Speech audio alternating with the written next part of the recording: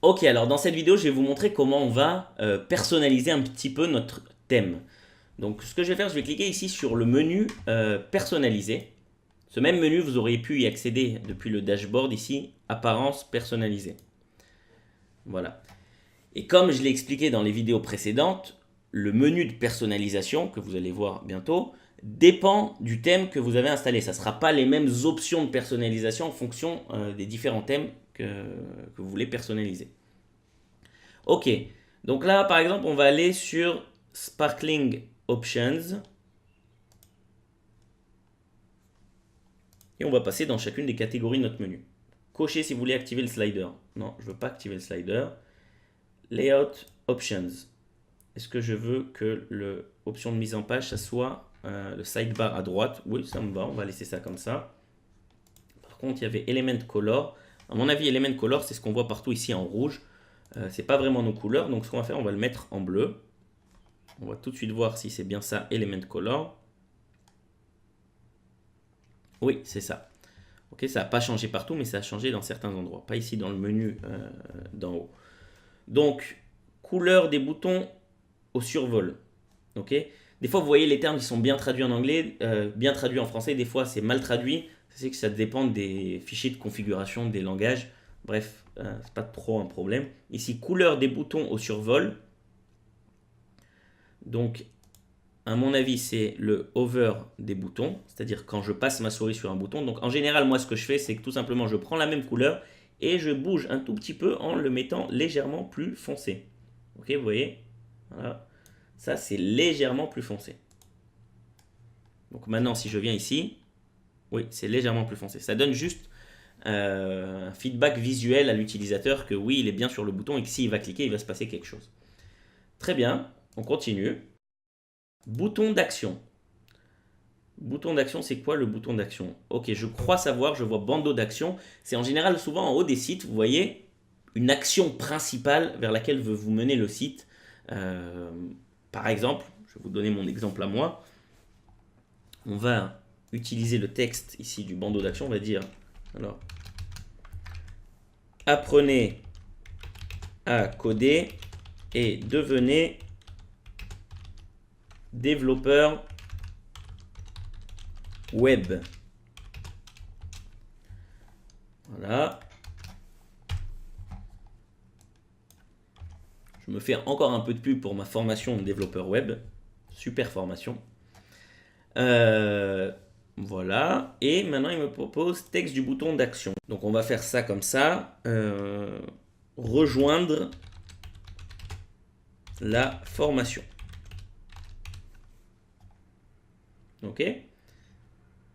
Ensuite, lien du bouton d'action. Donc, pour l'instant, j'ai pas de lien vers lequel je veux vous renvoyer.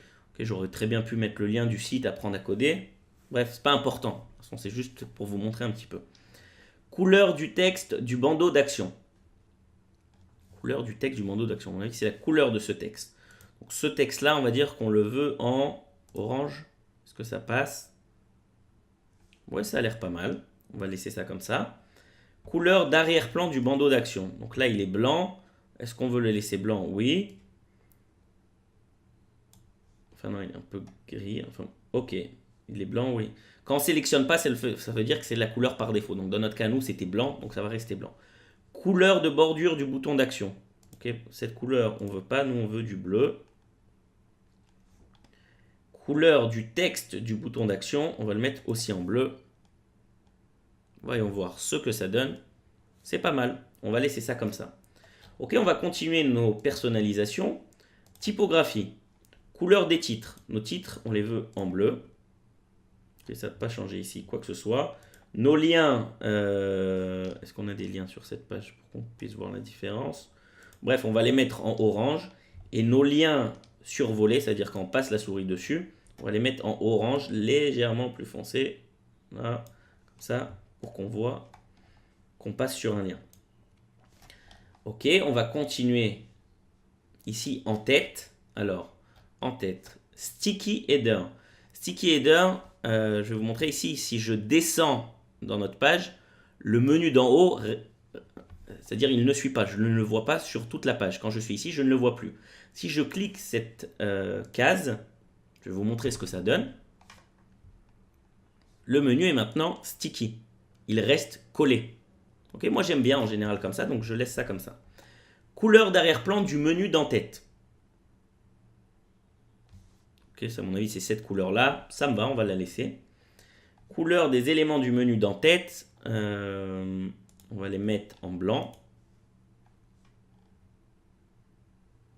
Ok. Couleur des éléments survolés du menu d'en-tête. On va les mettre en orange. Les couleurs, vous pouvez jouer hein, ici, vraiment trouver la couleur exacte qu'il vous faut. Et si vous connaissez le code couleur, vous pouvez tout simplement le rentrer directement ici. Couleur d'arrière-plan de l'élément principal du menu déroulant. C'est quoi le menu déroulant? Ok. On voit qu'ici, ça reste sur le rouge. Donc, on va mettre le orange en couleur d'arrière-plan. Couleur du texte de l'élément principal du menu déroulant. On va le mettre blanc. Ok. Et ça, à mon avis, c'est color, on va le laisser en blanc, c'est la couleur du texte. Et ça, c'est le couleur de fond. C'est-à-dire que normalement, si je ne me trompe pas, couleur de fond, si je ne mets rien, quand je passe dessus, voilà. Ok, donc là, on va remettre orange légèrement plus foncé. Voilà.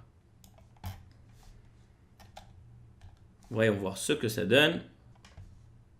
Charge, voilà. Très bien, ça me va. On continue. Bas de page. Est-ce qu'on a quelque chose dans notre bas de page? On n'a rien, on va laisser ça tel quel. Pas de problème. Social. Couleur des icônes de réseaux sociaux. Bon, pour l'instant, on ne voit pas ici d'icônes de réseaux sociaux. Donc on va laisser ça comme ça. Autre. Alors là, ici, vous pouvez carrément mettre du CSS personnalisé. Ça veut dire quoi? C'est-à-dire que pour ceux qui ont fait le cours avec moi sur HTML et CSS, alors je vous montre si j'inspecte ma page, j'inspecte les éléments de notre page. Alors là, on va dire que je vais inspecter tel élément. On va dire que les dates, par exemple. Voilà, je vais sur la date. Je vois qu'elle a la date, alors ici en bas, en tout petit. Je vais le mettre plus gros pour que vous voyez mieux. Je vais mettre vraiment juste pour vous montrer un exemple. Hein. Mon but, c'est pas de le faire réellement avec vous. Entry date published. Donc là, je vais prendre ça. On va juste prendre entry date. Ok, je vais fermer ce qui me permet d'inspecter les éléments. Et je vais dire que entry date, je vais lui donner une autre couleur. Par exemple, color blue. Ok, bleu. Et là, attention, on va voir si ça a marché. C'est un peu long à charger, mais voilà, vous voyez que notre date est en bleu. Ok, donc ça, c'est pour faire du CSS personnalisé, pour donner vraiment encore un niveau supplémentaire de personnalisation. Mais ça, je vais revenir à la fin de ce cours sur vraiment comment personnaliser encore plus loin votre thème WordPress une fois quand on va utiliser un petit peu de code. Ok, option du contenu, montrer le résumé de l'article. Alors, est-ce qu'on veut montrer le résumé de l'article? Ça veut dire quoi ça? Et afficher les commentaires sur les pages statiques. Donc, montrer le résumé de l'article, déjà, on va voir ce que ça donne.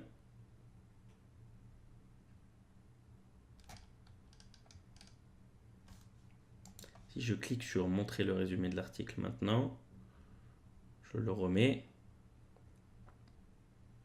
D'accord. Ok, bon, important, une fois qu'on a fait toutes ces personnalisations, on va enregistrer parce que sinon on a tout perdu. Donc ici, j'appuie sur enregistrer et publier. Ok, en parallèle, je vais ouvrir dans un autre onglet johncoder.com pour vous montrer que ce qu'on a fait, eh ben, c'est maintenant comme ça. Donc voilà, notre site, il commence à avoir de la gueule ou pas. Je viens de voir que lorsque je passe ma souris sur les éléments, ici, mon texte, il y a toujours la couleur rouge.